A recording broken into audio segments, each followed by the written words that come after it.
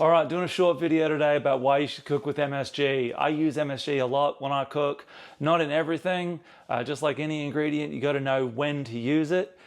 But this video was inspired by a conversation I had the other day with, for whatever reason, a parent at my kid's school. I was waiting to pick up my kids from school. I was wearing this shirt, and as so often happens, someone asked me about it. And the origins of this shirt are the obvious truth that the cultural reaction we have, especially in the US, to MSG, this sort of widespread fear or belief that it's somehow bad or dangerous, is in fact a product of inherent latent racism in the US.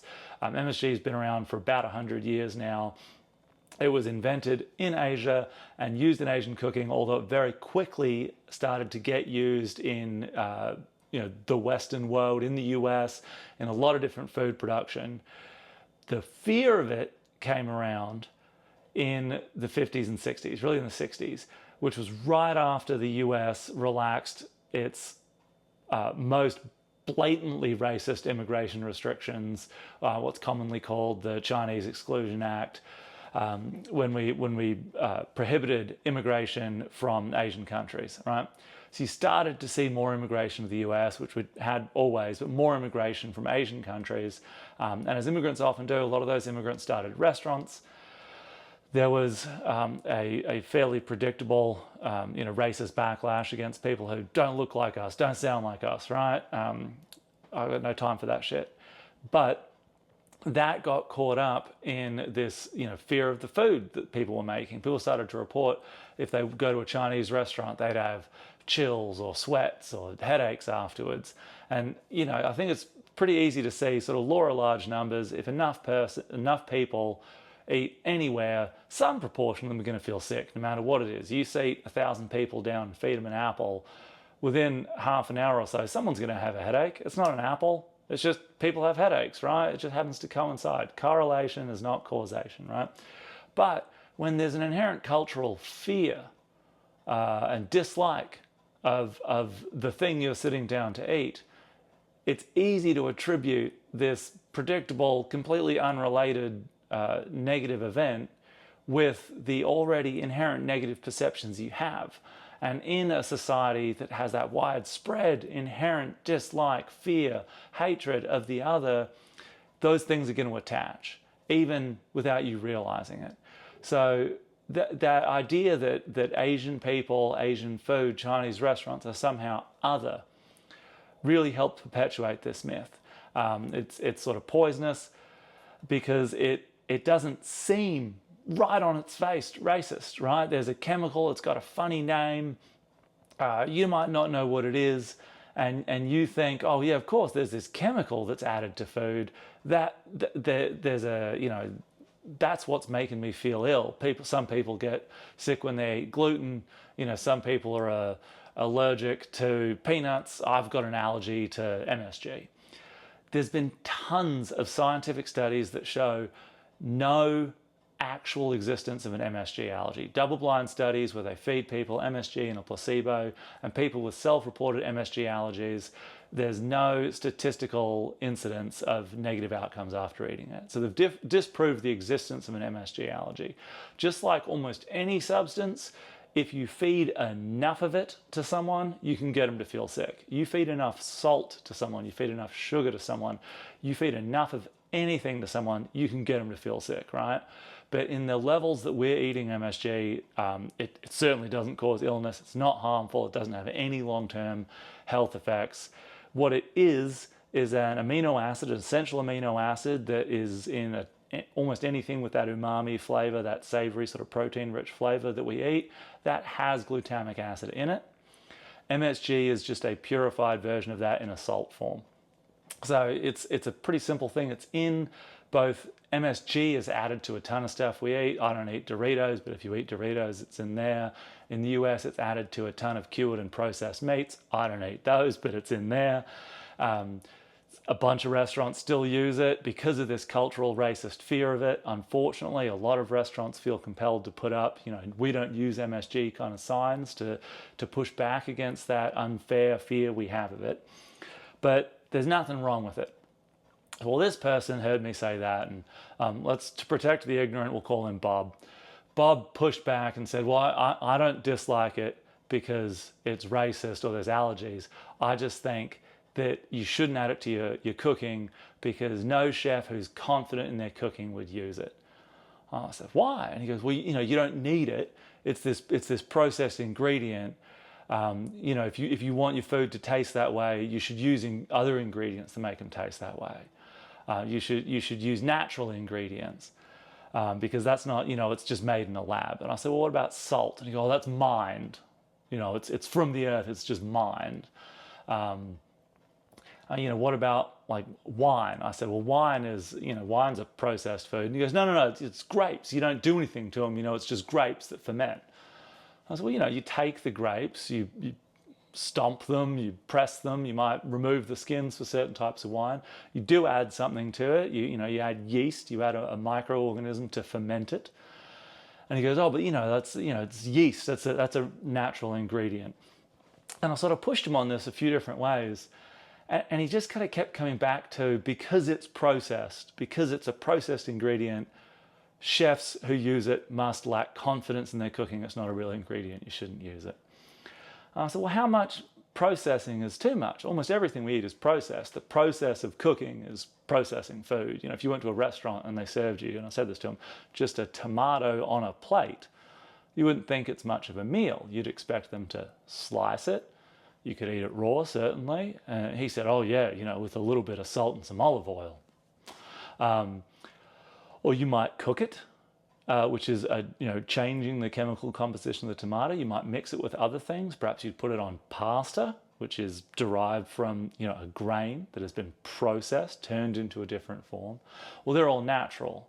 They're just taking something natural and processing it. I said, well, how much processing is too much to make an ingredient like that? And he said, MSG. And I said, just that? Yeah, just that one, Bob says. I go, so MSG is the one ingredient that's too processed.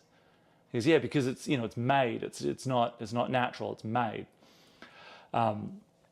He didn't have anything more than his belief on that regard. But in my experience, most people never let their own ignorance stand in the way of their bad opinions. So he persisted. But it's interesting. I checked this. I had a hair that this was the case, but I checked this.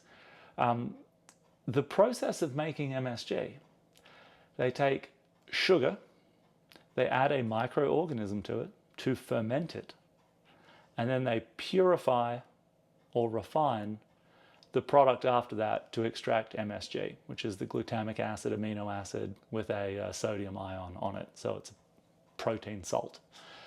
If that sounds familiar to you, it's because it's essentially how wine is made. You take a natural product filled with sugar, grapes. You add a microorganism, yeast. For MSG, it's a bacteria, but it's a fermentation process. The end result, you refine.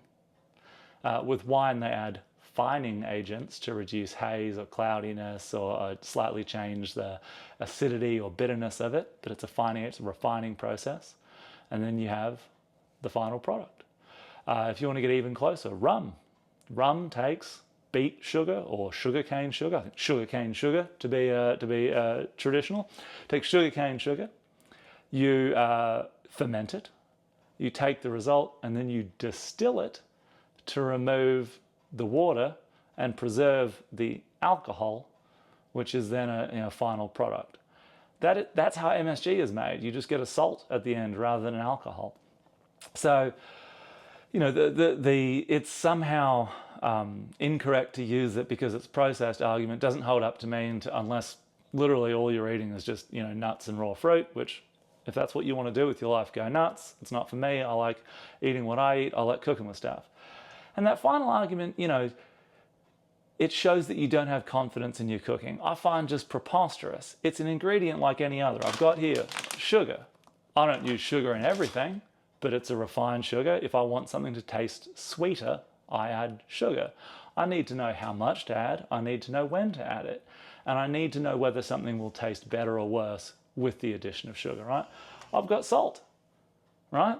Table salt. It's, you know, you mine the salt, sure, or maybe you evaporate it. It gets purified to some degree. If you don't know how much salt to use, your food's going to taste terrible. If you're afraid of it and don't add it, and your dish would benefit from the addition of salt, it might taste a little bland.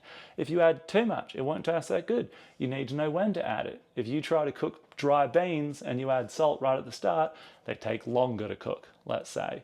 You might want to wait till your dish is fairly cooked and a lot of the different chemical reactions have happened, so you can taste your food and think, all right, now I know what it tastes like after it's undergone this chemical process of cooking. Now I'll add a little more salt. Or you might want to add salt a little earlier if you're cooking some onions and tomatoes and you want to use that salt to help them get some of the moisture out so they break down more. So you need to know when to add it, how much to add it, whether a dish needs it at all. MSG. I've got mine in my little jar. I get it from the Asian grocery store in this bag. Ajinomoto, OG MSG is the company that started making it.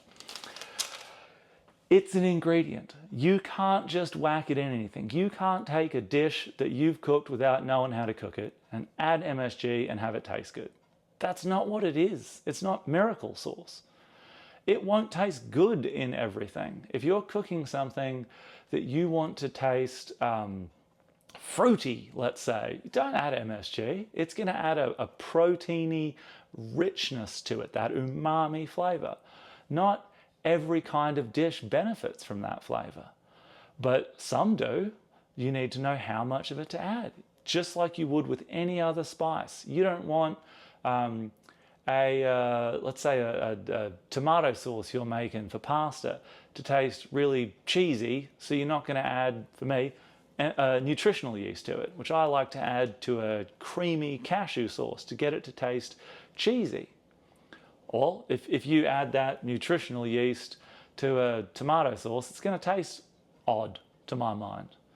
So you need to know when to use these ingredients, how much of them to use. It's not a cheat code. So I find it really odd that some people will just completely write off MSG for that reason, or any ingredient. I have moral reasons, ethical reasons for writing off a huge portion of cooking ingredients that most people consider normal or regular, and I stand by them. Most people haven't thought out why they eat meat. It's just something you do. I've thought a lot about why I don't, talk about it a lot, so I don't use them. I have thought a lot about how to make food taste good because I love cooking and I love eating and I like my food to taste good, so I work at it. I researched MSG and worked out there's nothing bad about it. There's no harm to it. And I've learned that I cannot just add MSG to any dish I'm cooking as you know, the secret sauce. It's not how it works. It's still cooking. It's still an ingredient. And the last thing is, and the reason I'm calling this video MSG is good for you, is when you eat, it is super important to eat healthy food. Of course, I think everyone already knows that. It's important to eat for your body, right? I tend to eat mostly home-cooked food. I cook mostly nuts, grains, beans, vegetables, fruits, right? I cook stuff that is minimally processed. I process it in my kitchen and make food that is good for us. I try to get a blend of ingredients out there. Try to make sure our family is getting enough protein, enough green vegetables, you know, the range of different nutrients you want for your food. 100%. It is, sorry, it's the washing machine. It's also really important to eat for the soul, right? Now I say this as a devout atheist who doesn't believe in the soul, but it's shorthand for an absolutely true concept. You need to make sure you're taking care of you across the board in every way. If all you do is try to eat the healthiest food you can, you're neglecting a part of yourself that could be finding more joy in life. And man, I know better than anyone else how hard it is to get enough joy in life. It can be a struggle, right? Life can get you down. You need to find things to make you happy. And food for humans has been probably the most important part of defining human happiness, right? We don't just eat to survive. One of the signifiers of a people, a person or a group of people in real distress is what they're eating. starvation, that idea that people are struggling to find enough to eat. They're having to eat things that we wouldn't consider food. They're having to eat only one thing. That's a marker of true distress and sadness. And at the other end of that, we use food to also signify excess, gluttony. But the happiness in that sense, right, this joy we can find in life isn't a wild excess, and it obviously isn't deprivation. It's somewhere in the middle where we're doing things we need to do. We're taking a necessity of life that we do every day, multiple times a day, and we're finding joy in it, making the everyday joyful. Your food should taste good, right? That's something we should strive for. We should want it for everyone, all around the world.